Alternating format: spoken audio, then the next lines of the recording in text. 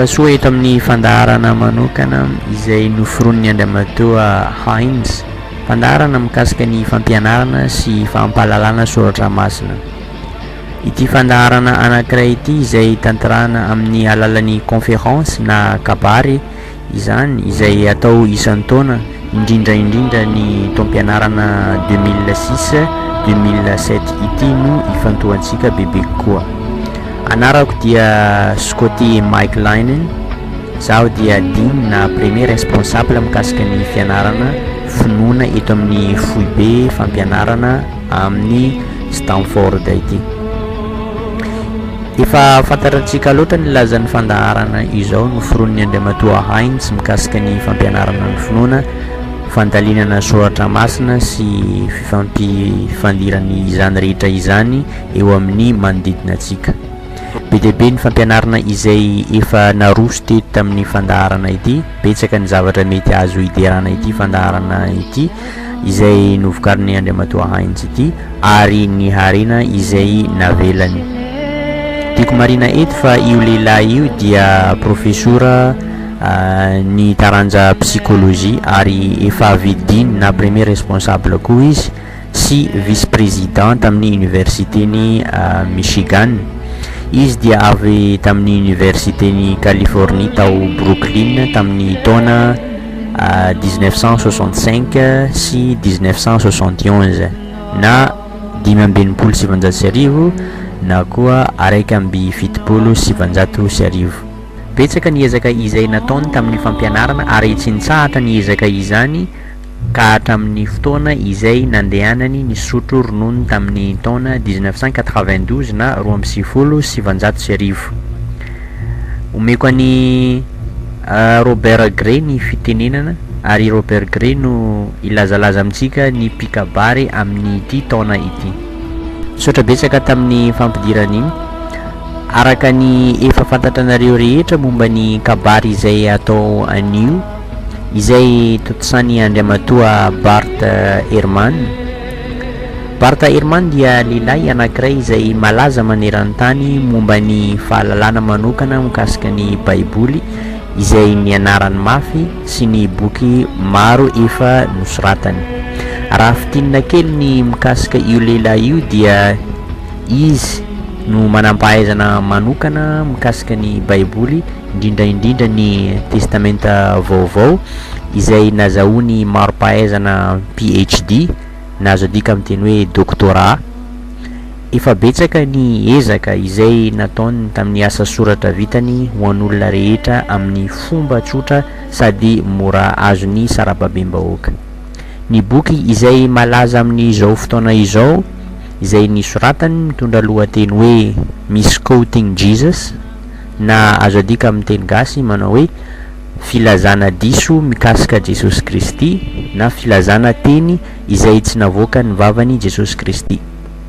Io boky io dia milazalaza amintsika ny mikasika ny teny na fehezan-teny izay novan'ireo mpanoratra Baiboly tany aloha tany na natsofotsofoka n'ireo mpanoratra Baiboly tany aloha tany, ary mety tsy fantatra ny sarababem-bahoaka ny zavatra izany. Faly be izay mandray anao ry Bart Ehrman amin'ny lahateny izay ndeha ataonao androany. Iangavinanao mba hiakatra eto amin'ny plateau Famelabelarana izany lohateny izany. Misaotra betsaka amin'ny fandraisanareo zaho eto amin'ny sehatra an'io hariva ity. Faly be aho mijoro eto anatrehanareo eto. Araka ny resaka izay efa nilazalazainy mpiandraikitra teo, zaho dia mpampianatra ao amin'ny université ny Caroline du Sud, Chapel Hill no anarany. Araka ny efa fantatranareo fa ao no fianarana Baiboly sy fandalinana ny fahamaripototra n'izany sy mikasika ireo mpino kristianina tamin'ny taonjato voalohany na tanatin'ny 100 taona taorian'i Jesosy Kristy. Tamin'ny taona lasa dia nampianatra mikasika ny Baiboly, indrindra ny Nouveau Testament na Testamenta Vaovao izany tamin'ny ireo mpianatra. Zaho dia manana klasy anankiray izay manana 360 mpianatra na 700 mpianatra eo. Tamin'io fotoana io zaho dia mba nanao zava-baovao tamin'ny mpianatra ireo. nametraka fanontaniana manaraka izao, izy aminareo zao no mahasamy laza fa ny baiboly dia tenin'Andriamanitra. Ny mpianatra rehetra dia nanangatanina daholo. Nanontany fanontaniana manaraka koa za, firy aminareo zao no efa namaky ny boky atao hoe Jesosy Kristy? Rehetrarehetra nanangatanina daholo. Olo nametraka fanontaniana fahatelo farany a, firy aminareo zao no efa nahavaky baiboly avy amin'ny voalohany ka hatramin'ny farany? Nidina daholo ny tanany rehetra. Tiako marina eto aminareo fa tsy zaho velively no manamafy fa Andriamanitra no nanoratra baiboly fa ianareo no milaza an'izany. Nefa kosa na dia hoe namaky izany nanomboka tamin'ny voalohany ka hatramin'ny farany dia efa tsy vitanareo sady.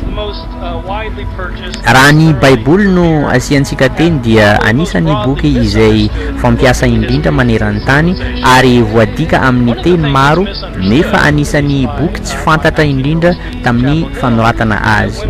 Ny zavatra anankiray izay mety tsy fantan'ny be sy ny maro, indrindrandrindra reo mpianatra reo, ny hoe io baiboly ampelantanantsika izao dia efa traduction na dikateny hafa fa tsy amin'ilay teny nanoratana azy intsony. Ireo toko sy andininy maro samy hafa ao aminy dia tsy mba teny originalin'ny Mark na Luc na John fa efa dikatenindreo no vakintsika izao. Dikateny avy amin'ny teny grika sy hebreo izy ireo.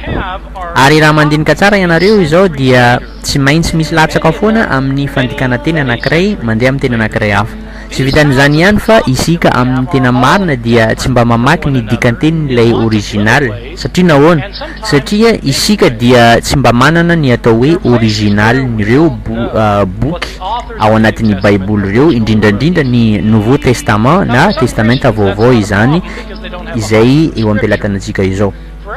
Ny takelaka amin'ny teny grika na amin'ny teny hebreo eo ampelantanantsika izao dia efa kopia taty afara ary betsaka amin'izy ireo no tena efa taty afara be tahaka tamin'ny taona 1000 taorian'ny nataon'I Jesosy Kristy zany. Tsy vitan'izany ihany fa ireo takelaka miisa andrivony eo ampelantanantsika izao dia mifanipaka ny ankamaroany. Tsy vitan'izany ihany fa misy amin'ireo boky ireo dia tsy fantatra mihitsy iza no nanoratra azy ireo ary tamin'ny oviana no nanoratana azy. Ho an'ny mpino kristianina ankapobeny dia tsy maninona izany satria izy ireo dia tsy mba manana fahalalana lalina mikasika ny famoronana ny baiboly. Nefa ho an'ny olona sasany dia tena miteraka olana goavana ny tsy fananana ny original. Ny fanontaniana tiako hisarihana ny saintsika mpiainy fotsiny no hoe raha toa ka tenin'Andriamanitra marina io baiboly io, fa nahoana ary no tsy narovany ny teniny tamin'ny hadisoana izay misy ao aminy. Manaraka izany, raha toa ka nanao fahagagana tamin'ny faminaniana azy Andriamanitra, fa nahoana ary no tsy nataony koa ny fahagagana tamin'ny fiarovana azy. Raha ohatra ka anatin'ny fikasan'Andriamanitra ny mba hanome teniny izany amintsika, fa nahoana ary tsy mba nojereny fa efa tsy izy intsony ilay eo ampelantanantsika izao fa efa novan'ireo mpanoratra azy taloha tany.